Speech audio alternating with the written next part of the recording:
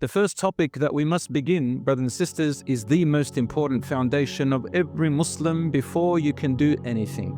Can anyone guess what is the most important foundation after the Shahada, declaring that there is only one God worthy of worship, Muhammad ﷺ is his messenger? What is the most important foundation for all these acts?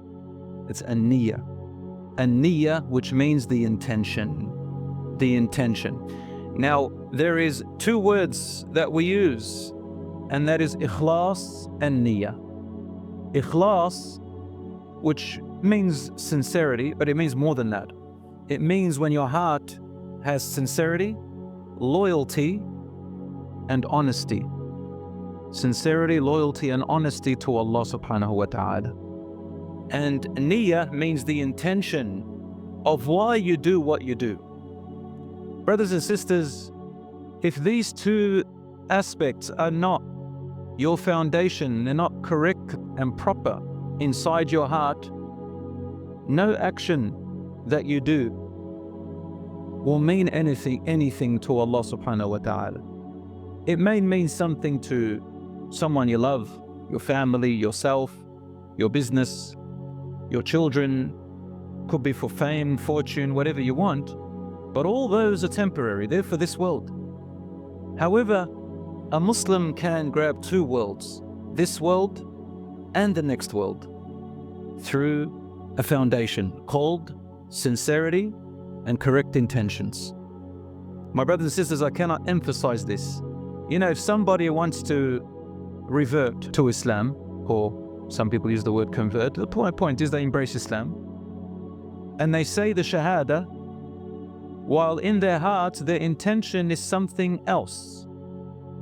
They're not really intending to become Muslim, but for example, the intention was just for the purpose of marriage. It's because they want to marry someone, and without saying the Shahada, they can't marry them.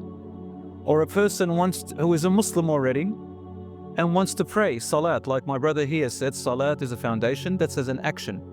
But if you do your Salah, your prayer, with a false intention, for example, to please people or to look good for fame or some gain, or you do it, for example, because you want to marry some man's daughter, or to look good in front of some person's mother by coming to the mosque because you see them at the mosque and you're just doing that really just to try and look good, and that's your only intention. All of this, brothers and sisters, renders your actions void, destroys the action. So let us, inshallah, talk about it. Now, my brothers and sisters, let's move now to the first hadith, which is very important in this book, Riyadh al-Salihin. This hadith is in Bukhari and in Muslim. And the narrator is Abi Hafs Umar ibn al-Khattab radiyallahu anhu. He says, the Prophet ﷺ said, إنما الأعمال بالنيات وإنما لكل امرئ ما نوى فمن كانت هجرته إلى الله ورسوله فهجرته إلى الله ورسوله ومن كانت هجرته لدنيا يصيبها أو امرأة ينكحها فهجرته إلى ما هاجر إليه. This is a hadith everybody should memorize and learn and teach your children. The hadith is as follows. The deeds are considered by their intentions. Deeds are considered by their intentions. And a person will get the reward according to his intention. So whoever emigrated for Allah and His Messenger, for example, his emigration will be for Allah and His Messenger. And whoever emigrated for worldly benefits or for a woman to marry, for example, his emigration would be for what he emigrated for. Now, of course, these are just two examples that Rasulullah is giving, but they're just examples. You can add more. Anything we do in our life, there are two things about it. The first part, he says, the deeds are considered by their intention. Then he says, and a person will get the reward according to his intention. Now, people might think they're the same wordings, they're the same meaning, but they are not. They're actually two different meanings. One is talking about the action itself, and the other one is talking about what you will gain from that action. The value of that action. One is talking about the action itself, what is its meaning, what does it mean? And the second line is, what is this action's value? What do you get out of it? So, for the action to mean something, you have to see what your intention is. Then we can tell, what is this action really? Nature of the action. The second line, what do you gain out of this action? Again, it also depends on your intention. Both the nature of the action and what do you gain out of this action, both of them rely on your intention. Everybody understand that part? Who can repeat to me? These two lines, they mean two different things. Actions are by intentions, and the reward of the action is based on the intention. So the first one is talking about what? The second one is talking about what? First one is talking about the nature of the action. And the second one, what you get out of the action. Both of them are determined by one thing. What is it? The intention. So the intention is the common factor between the two. Correct? All right. Now that you understood that part, let's move to the first line. Actions are by intentions. What is the nature of the action? What is the purpose? Well, by your intention.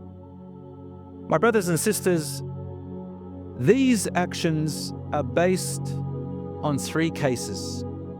Number one, to know the nature of this action, our intention will determine the validity of an action of worship. So, the first thing about the nature of an action, our intentions will tell us about whether an action is valid or not valid. Example, if I'm going to make wudu, do I need an intention? Yes, I do. So certain actions of worship need an intention in order for the action to be valid. If I want to pray my Salatul Dhuhr, do I need an intention? Yes. If I want to fast Ramadan, do I need an intention? If I'm going to Hajj, do I need an intention? All these acts of worship are stated in the Quran and Sunnah. You need to have the right intention. And the whole idea of the intention is, when you come to make wudu, you say Bismillah, your intention is already in your heart that you're making wudu. So there's no problem. The only time your wudu will no longer be valid is when you make a different intention. And for example, if I come to wash my hand, my face, my legs, my arms, my head, just like, wudu. But my intention is not for wudu. My intention is just to rub off the dirt that's on my face, hands, and legs. I have no intention of wudu. Does it become wudu? No, it doesn't. If I come to pray, but my intention is not to pray, my intention is just to have a bit of exercise movement, is the prayer valid? No. So it needs the right intention. I'm coming to pray. I'm coming to make wudu. So that's the first thing. Intention tells us the validity of the action. Number two, to determine the type of worship that I'm doing, I need the right intention. For example, if I'm praying the Fard prayer and I'm praying the Sunnah prayer, do I need a different intention for both of them? Yeah, I do. If I'm coming to pray the Fard prayer, my intention is to pray the Fard. But now I'm praying the Sunnah, my intention is Sunnah, correct? If I'm going to give zakat, my intention has to be zakat. If I'm giving normal charity, my intention is normal charity. So this is the second case of what intentions does. Number three, to determine whether it's worship or everyday habits. My intention determines whether it's everyday habits or worship. Example, if I am doing ghusl, bathing for Jumu'ah, for Friday, because I'm doing it because it is a sunnah, it is a recommended act in Islam to bathe for Friday prayer, because I want to meet Allah while I'm bathed and clean. Now, bathing can be an everyday act, or you can turn it into an act of worship. Is that correct? So, if my intention to bathe on Thursday night or Friday morning is for the purpose of the blessing of Friday, suddenly that bathing becomes an act of worship. But if I have no intention about the blessed day of Jumu'ah, and I just bathe because for the sake of it, is it an act of worship anymore? No. It becomes a halal act of cleaning yourself. If I have an intention to bathe because in Islam it is fitrah and good for a Muslim to be clean so that when they pray, does it become an act of worship? Yes, it does. So the intention determines the action, if it's worship or it's just a normal day-to-day action. Do you make the intention out loud? There is nothing in the Quran or Sunnah which determines and says to you that you must say with your mouth the intention. The only two places that you say your intention is in Umrah and Hajj. You say it out loud. Labbaik Allahumma umratan or labbaik Allahumma hajjan. Allah, I intend to visit your house with the intention of Hajj or with the intention of Umrah. You say it loud, and you can say the word tamattu' or the type of Hajj. But every other action, it is by the heart. Now, there's some difference of opinion among the scholars. Some say, no, you have to say it with your mouth, some schools of thought, but the majority of the scholars, and even those who say it with the mouth, they tell you, at the end of the day, what determines it is what you do in your heart. And I'll give you an example, why it should be in the heart. Let's say I've come with the intention to pray Dhuhr, but I come to pray with the intention of Dhuhr, but I accidentally said with my mouth, I intend to pray Asr. Would it count as Dhuhr or Asr? Dhuhr. Why? Because the intention of the heart is what matters.